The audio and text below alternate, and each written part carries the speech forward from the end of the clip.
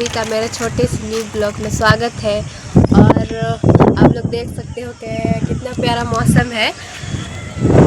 आज थोड़ा थोड़ा इवनिंग में बारिश हुआ और बहुत अच्छा लगा कि बहुत दिनों के बाद में बारिश हुआ इधर।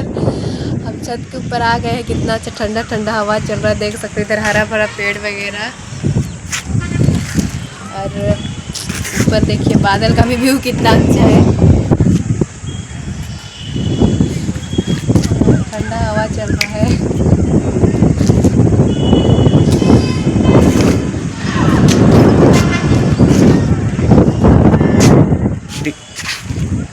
इधर क्रिकेट खेल रहे बच्चे लोग, आइए दिखाती हूँ आपको।